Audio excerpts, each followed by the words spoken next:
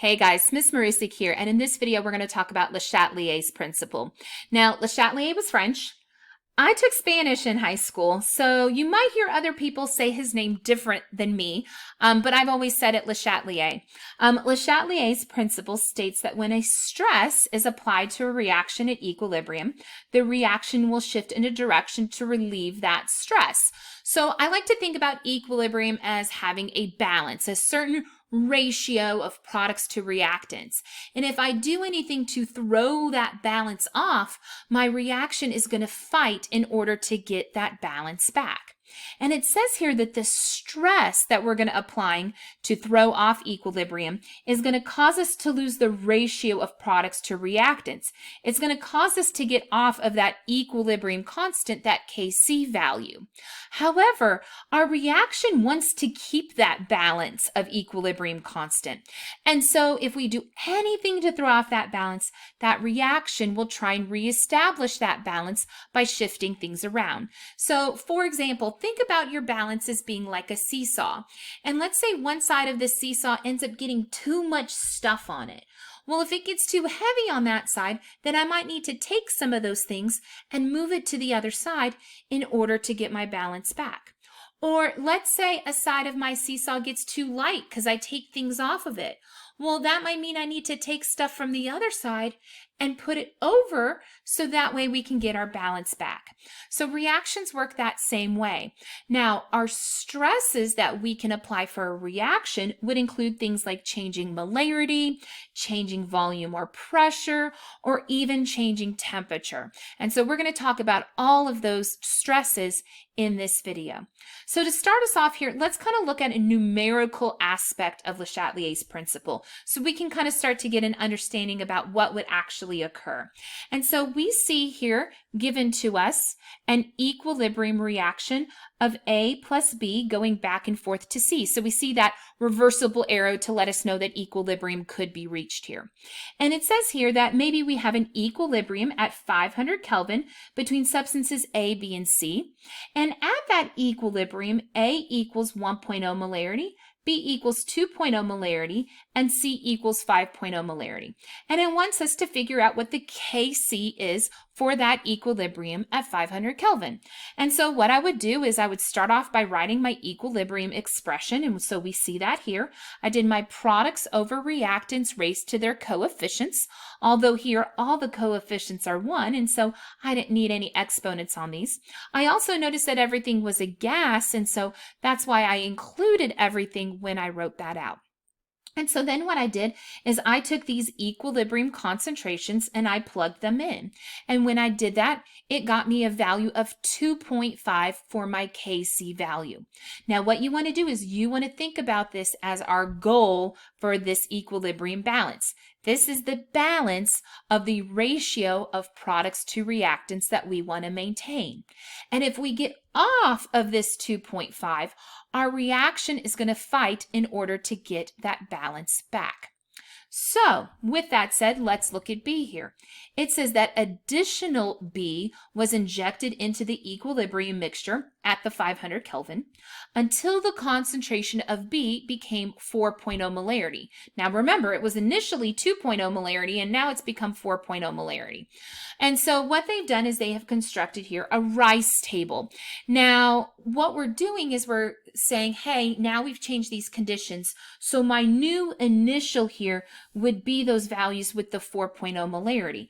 But I know this is not at equilibrium. I'm not going to be at this ratio anymore. And so what I need to think about is how would I change in order to get that equilibrium back? Now, before we do that, we need to decide which direction we're going to shift in.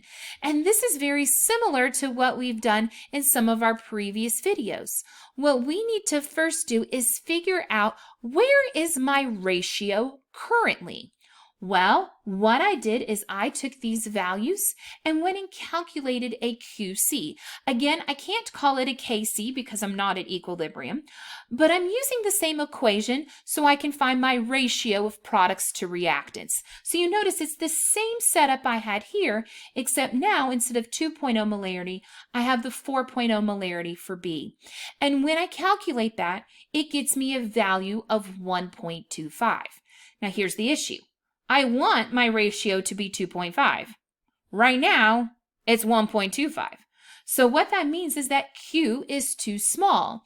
And hopefully that makes sense that Q would be too small, because if I increased reactants, then I increase something in the denominator, so I'm dividing by a number that's too large. So the Q is too small because Q is less than K. So what we want to do, though, is we want to shift back to K. We want to get back to that 2.5. And so in order to increase our Q up to the 2.5, we must shift to the products. Again, to increase Q, thinking about my math here, I would want to get the numerator larger and the denominator smaller. That would cause this ratio to increase. Now, in increasing Q and shifting to the products, what that means is that my product concentrations are going to increase and my reactant concentrations are going to decrease. And so now I can start to fill out that rice table up above. I can say that, hey, my two reactants are going to decrease, my product is going to increase, and so when I get back to equilibrium, I should see A and B at 1.0 and 4.0 minus the X, and I should see the C at 5.0 plus X. Now here's the issue. Obviously, I need to solve X. I want to figure out what those new concentrations would be, right? And so to do that, though, here, unfortunately, what happens is when I plug in the 5.0 plus X on the top, that leaves a term of X to the first. In the denominator, I end up with X times X here, so that ends up giving me X squared, and so that would end up needing quadratic equation to solve, and obviously that gets kind of messy. Well, in order to solve this, I can't assume that the X is negligible here because my K value is too big. And so you would need quadratic equation. Now remember, on the AP test, you would not be asked to solve quadratic equation, so don't panic. But hopefully you remember a little bit about quadratic equation from math and the fact that quadratic equation gets us two answers. So if you did use the quadratic equation, you would have gotten here for X either a value of 0.4 or 5.0, and it asks which answer logically makes sense based on the data. Well, think about plugging in a 0.4 here versus a 5 here. If I try to plug in 5.0 here, that would get me a negative molarity, not only for A, but a negative molarity for B. And hopefully we recognize the fact that we can't have a negative molarity. That is not a thing. And so therefore, the only logical answer here would be 0.4. So now that I know that X is 0.4, what that means is that I could go calculate what those equilibrium concentrations would be. And so to kind of summarize what we've done here, let's look at this last table down here. And we can see that they're showing us all the changes that have happened throughout the course of this process. We started at equilibrium with concentrations of 1.0, 2.0, and 5.0 molarity. And when we were at equilibrium, our Kc value was 2.5. But then we added in that B. We bumped it up to 4.0. We added to the reactant side. And unfortunately, that threw us off of our equilibrium balance. That gave us a balance of 1.25, which is not the 2.5 I was looking for. And so what we needed to do is we needed to take some of those reactants and shift them to the product side based on these equations up here. So since the 0.4 was the correct number to use here, our A would be 1.0 minus the 0.4, which gives us 0.6 molarity. B would be 4.0 minus that 0.4, so that would give us 3.6 molarity. And then C was 5.0 plus that 0.4, and so that gave us 5.4 molarity. And if I took those values and plugged back into Kc, what I would end up getting is that 2.5 that I was hoping for. I just shifted things around in order to get back to that Kc value. Now, obviously, this is all looking at it from a numerical standpoint. Sometimes we need to look at this from a graphical standpoint. So let's go ahead and look at that on our next page. So this here is a graphical representation of everything that we did on the previous page.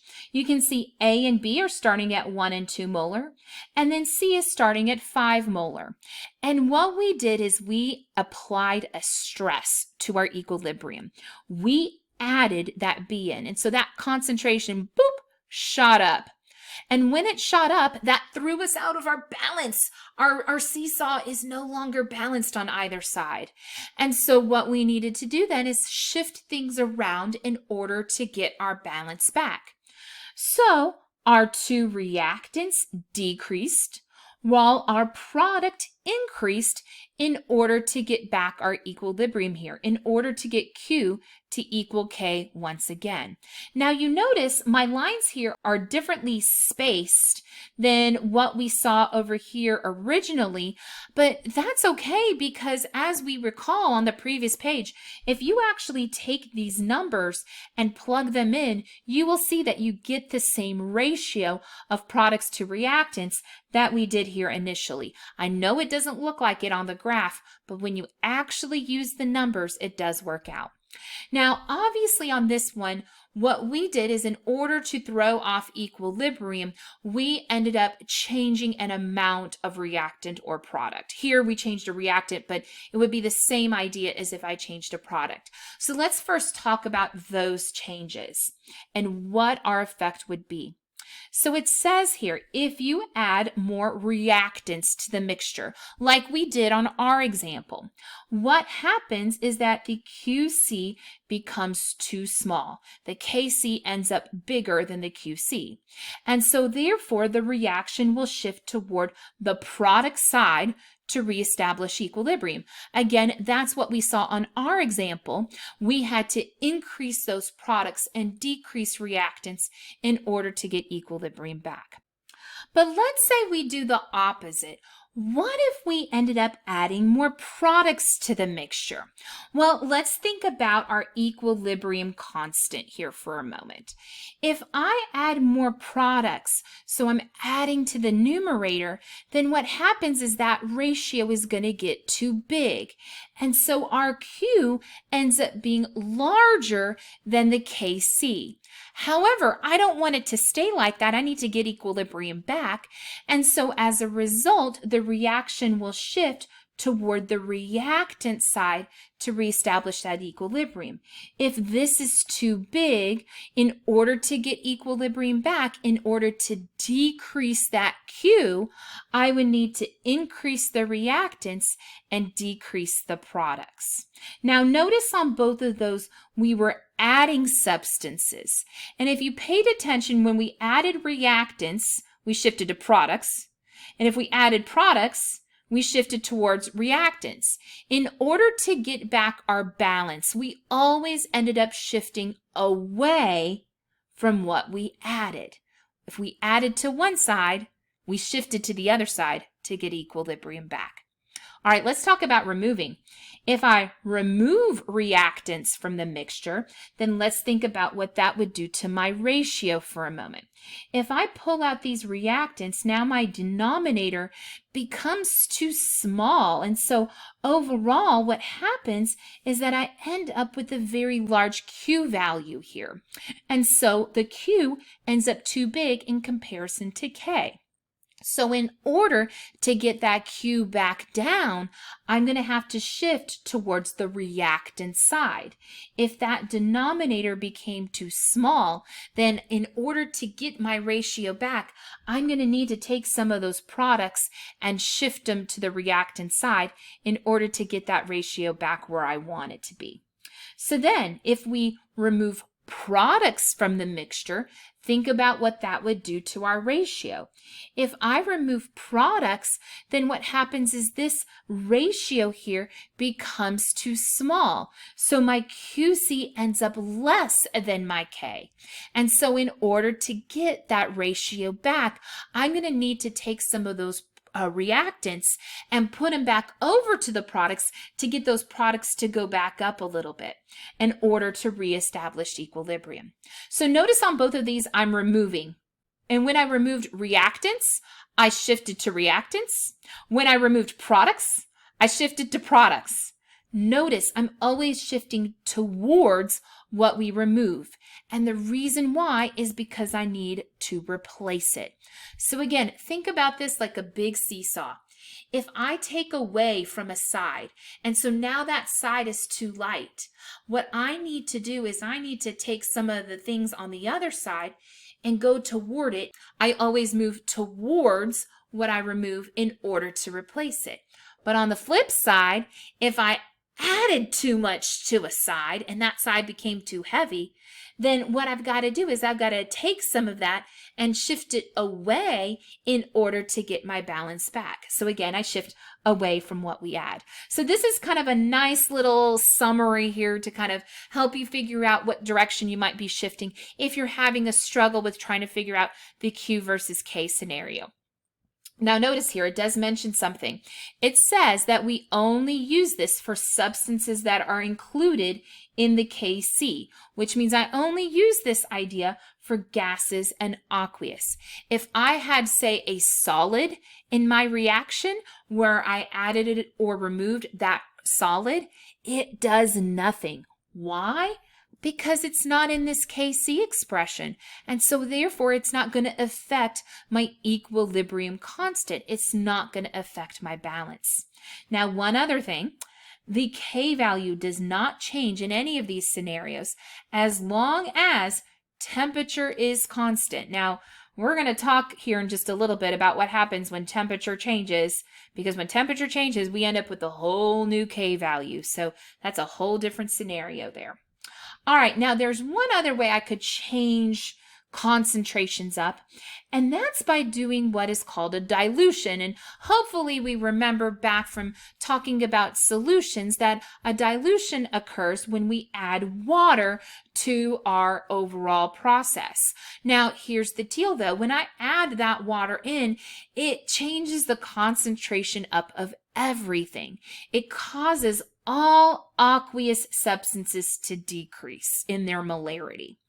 Now, if you have an equal number of moles of aqueous substances on either side, and you add that water, nothing happens. But if the two sides of the equation have unequal moles, then you are going to see an effect. And let me talk about why. What we see here is an equation that has 3 total aqueous things. And again, for dilution, you only have to look at things that are aqueous to decide this, okay? And so when I write my QC expression, what I would have is my FeSCN2+ on the top, because that's my product, over my 2 reactants of Fe+3 and SCN. So then it says that we are going to add water to this reaction. Now, in adding water, what that would mean is that each of these concentrations would decrease. Now, here's the deal. If you only had 1 aqueous mole on top and 1 aqueous mole on bottom, then what would happen is this decrease and this decrease would cancel each other out. If they're both decreasing by the same proportion, then you end up with the same ratio. But once I introduce that other mole on that side, now I get a singular decrease on top, but I basically get a double decrease on the bottom. And so think about what that would do. If the denominator is decreasing at a faster rate than the numerator is, then what happens is that, surprise, surprise, our Q gets too big. And so if our Q gets too big, what happens is that now Q is larger than K. And so yet again, I've got to decrease Q. Well, to decrease Q, we need to shift to the reactant side. Makes sense. That denominator got too small. And so in order to fix my situation, I need to take some of my products and move them to reactants, right? So reactants go up, products go down. But notice what I ended up doing. I ended up shifting to the side that had more moles of aqueous, right? So here's the deal. Adding water would always shift the reaction to the side with more moles of aqueous substances. Why? Because if I decrease something that has more moles to it, I get more of a decrease on that portion of my ratio. And so I need to replace all that I'm losing there. So I'm always going to shift toward it. If the products had more moles and I decreased that more, then of course, then I would shift toward the product side. So I always shift to the side here that has more moles of aqueous substances. But again, it always ties back to that issue of Q versus K. So always ask yourself on each scenario, how does Q compare to the K? And then ask yourself, how would I shift this around in order to get that equilibrium back? All right, let's look at the next page at another thing that could change equilibrium. And that is if we have a gas, we can change the volume or pressure of that gas to cause some changes. Now, this only applies to gases, okay? If I have solids or liquids or even aqueous, I wouldn't talk about this. But for gases, when I change volume up, I get some pretty dramatic differences in pressure. Think Boyle's law, right? Throwback to gas laws here. So here's the deal. Let's say I increase the pressure on the container. Well, think about how I would increase pressure for a minute. I would increase pressure by decreasing my volume, right? If I decrease that volume and I'm scooching everything closer together, think about if I would want more moles or less moles in there. And I'm going to kind of argue this based on like having a party. If I have my party in a really small area, a really tiny room somewhere, I don't want a lot of people at my party because we're going to be pretty squished together. But if I decrease the pressure on the container by increasing the volume, so I make that container larger, well, now if I have my party, say, in a big room like a gymnasium or something, now I don't mind having a lot of people at my party. The more the merrier, right? So what would happen is I would shift toward the side of the equation that has greater number of moles of gas. And you can see a picture representation of that here. We have a balanced reaction here of the process of creating ammonia from N2 and H2, something called the Haber process. And I noticed on the reactant side, I had 4 moles of gas. Well, on the product side, I only had 2 moles of gas. And so here we are at equilibrium. But if I make that container bigger, which would of course decrease my pressure, now I can have more moles in here. Well, the side of the equation that had more moles was the reactant side. So you notice a lot more reactants in here and less product. Like here I only had 2 products, where originally I had 1, 2, 3, 4. However, if I did the opposite, if I made that container smaller, and so what that would do is increase my pressure. Now, I would rather shift to where I have less moles. So you notice I have a lot more of those NH3, a lot more of those products in here than I did before, because again, that product side is the side with less number of moles. Now, the reason why this works is actually the same reason why the concentration one worked on the previous page. It has to do with the effect that you're doing on your equilibrium expression. So let's see that in some numbers here. All right, so what they give us here is an equilibrium reaction of N2O4 going back and forth to NO2. And they tell us that 100 degrees Celsius, our Kc value is 0.21. So that's our goal balance of what we're trying to achieve. And it says that, hey, at equilibrium, the N2O4 is 2.0 molar and the NO2 is 0.65 molar. And plugging those into our Kc would give us that 0.21 that we see here. But then it says, what if we take this container and reduce it by half? It wants to know if we cut that container in half, what would happen to the concentrations? Well, let's think back for just a moment to solutions. We remember that we have an equation called VUM-VUM that's all about if I change the volume, what that would do to molarity. And hopefully we remember that if I cut my volume in half, everything becomes closer together. And so that would mean that my molarity would increase. Now, because it does so proportionally, because I cut the container in half, the molarity itself would end up doubling. And so that 2.0 molarity here for N2O4 would end up becoming 4.0. For the NO2, that 0.65 molarity would end up becoming 1.3. So now what I'm going to do is recalculate that value of QC once I've cut that container in half. And so when I plug into my QC expression here, again, products over reactants raised to their coefficient, I end up getting a value of 0.42. Now let's think about that for a second. I was at 0.21, but now I'm at 0.42. And so what has happened here is that now my Q is bigger than my K. But think about why for a minute. Okay, obviously what I've done is I've increased both the products and the reactants, but I also had this square up here. I had more moles on that side. So what happened is it's almost like I had a the double effect there. It's like I increased this twice because I had 2 moles, where I only increased this once, effect-wise. And so that's why my Q becomes so big, is because I basically increased that numerator twice and the denominator only once. If this had been 1-to-1, like NO2 versus N2O4, then what would happen is that the two increases would just cancel each other out. It's because I had that different number of moles here that I ended up getting a different value here for my Q than I had for my K up above. So, just like we've talked about previously, the Q now is too big as the Q is greater than the K. So, to decrease Q, we have to shift to the reactant side, which makes sense.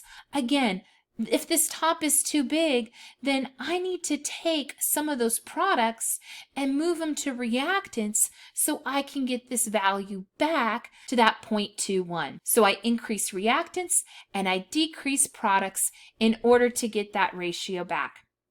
Now, it asks here, did the reaction shift toward the side of the equation with a greater or lesser number of moles? Well, again, kind of thinking through all of this, we said that when we decrease our volume, we would shift to less moles, which that's what we've done here.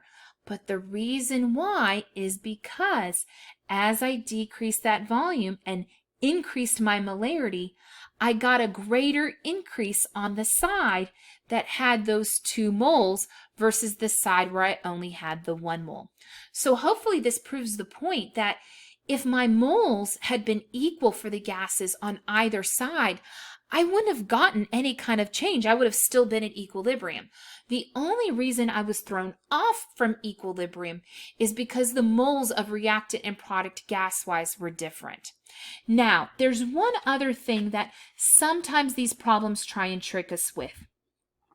And what they say in these problems is, what if I add another gas to this? Like they mention here, adding an inert gas like argon. Well, hopefully we remember that inert means it does not react. So it asks us, would this cause any change in the QC? Would adding the inert gas cause any stress on the equilibrium reaction? Well, if it's inert and it doesn't react, it's not going to affect anything amount-wise in that reaction. It's not going to react with the N2O4. It's not going to react with the NO2. So the amounts of both of those substances wouldn't change. And so therefore, my reaction is going to stay exactly the same, and my concentrations would stay exactly the same. So because it will not affect any amounts in the Kc, you're going to end up with no shift here in your equilibrium. There's no change to the Qc, and there's no shift. There's no kind of stress on our equilibrium reaction. However, there is one thing that would change. Your total pressure in the container would go up. I mean, I'm adding more gas to that container. But the individual pressures or the individual molarity values would not be affected. And I know some of y'all are thinking, well, how in the world can that be? Well, let me kind of show you a little picture I drew here that might help us to understand why that is. Let's say this is my equilibrium as is, where I have a substance in here where I have 3 particles, and those 3 particles are in 1.0 liter. If I add another gas to it, okay, but they don't react, so that pink molecule is still there by itself. What happens is I still have 3 of those pink molecules for every 1.0 liter. So the molarity hasn't changed. Those pink molecules would still collide in the same frequency with the sides of the container. So the pressure of the pink molecules wouldn't change. But because now the blue molecules would also be colliding with the walls of the container, that's why the total pressure would increase. But again, individual ones would not be affected, which is why I have no shift here. All right, let's go ahead and look at the next page at another example dealing with these gases. So this is another common type of question they might ask you. They might ask you, hey, for these reactions that were given, which of these would be stressed by pressure or volume differences? And give a justification for your decision. Well, hopefully we remember from the last page, in order to be stressed out by pressure and volume differences, first off, you need a gas. You need gases somewhere in your reaction. But you also need to have a different number of moles of gas on either side. That different number of moles is what gives us that ability to change our ratio from the K value. So here's what I want you to do. I want you to pause the video and take a moment and see if you can predict which of these would give a stress when affected by pressure and volume differences. So go ahead and pause it and try it out. All right, did you pause it? Did you try it out?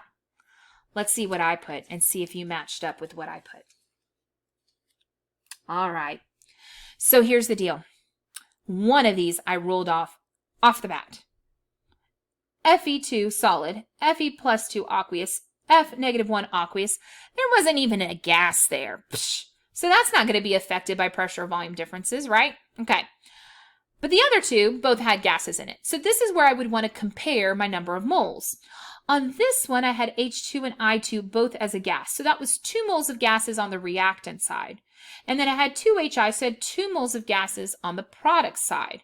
Well, the number of moles there are equal. So if I change volume or pressure up, that would end up resulting in the same change in the numerator and denominator. I would cancel out my changes in both locations.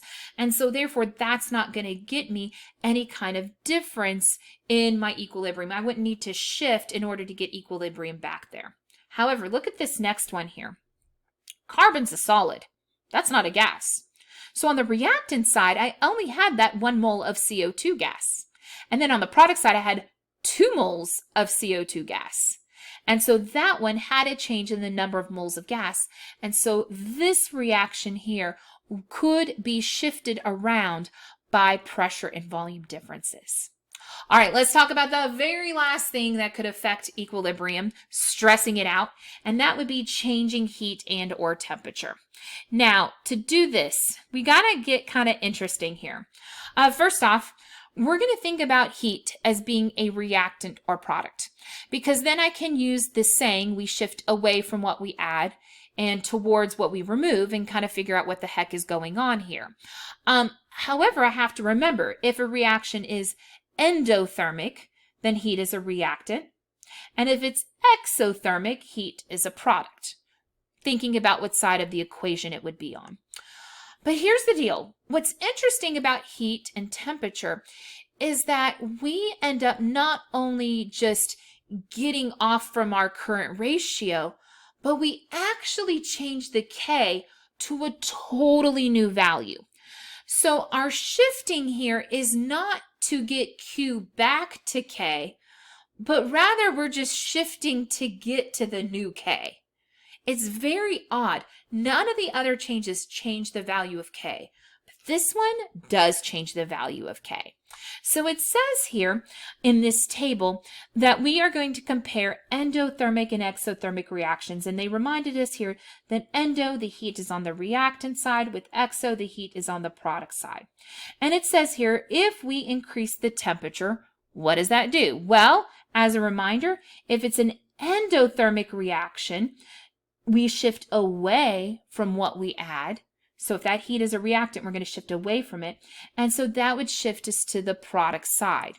Shifting to the product side would mean if I'm thinking about my ratio here, if products increase, that would get this ratio to be bigger than it was before.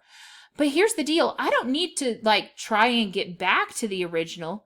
Whatever I'm moving to is the new value for K. So when those products increase and the reactants decrease, that gets our K value to increase here. Now, with an exothermic reaction, if I increase that temperature, now I'm adding to the product side. So if I'm adding to the product side, again, I shift away from what I add. And so therefore, I'm shifting to the reactants. If I shift to the reactants, that will cause my K value to decrease because, again, if those reactants increase, that ends up increasing my denominator, and so my ratio here is going to go down. Now, if I decrease the temperature, that's the same thing as removing something. And remember, I shift towards what I remove to replace it. So here, for an endothermic reaction, if I remove that heat, I'm going to shift towards what we removed to replace it. And so therefore, we're going to shift to the reactant side. Okay, so again, I take away the heat, but I'm going to shift towards that heat to replace it. That's going to cause my K value to decrease. On an exothermic, when I decrease that heat, when I pull it out, again, I shift towards what I removed to replace it. And so I would shift to product side here, and the value of K will increase. So be careful with the temperature and heat ones because, again, those changes are a little awkward because I'm getting to a brand new K value. I'm not trying to get equilibrium back. I'm trying to get to something new. Now, there's one thing that these problems sometimes try and trick us with besides adding an inert gas, and that is sometimes that these problems mention adding a catalyst. However, I'm going to show you something here. It says here that I have a chemical equilibrium with the following reaction, A going back and forth to B. And here's the diagram where they show what B's concentration is at equilibrium. Okay, now it says one of the curves represents a catalyzed pathway and the other curve represents an uncatalyzed pathway. Well, I'm going to tell you a secret. This one that gets to equilibrium first, that's with the catalyst, which makes sense because we know catalysts speed up our reaction. No catalyst, that gets to equilibrium a little bit slower. But notice something. They both end at exactly the same place. So it asks, does the concentration of B at equilibrium change due to adding that catalyst? And hopefully we see that's a no. It didn't change. Now here's the deal. If I didn't change concentration, then that means my equilibrium constant is going to stay exactly the same.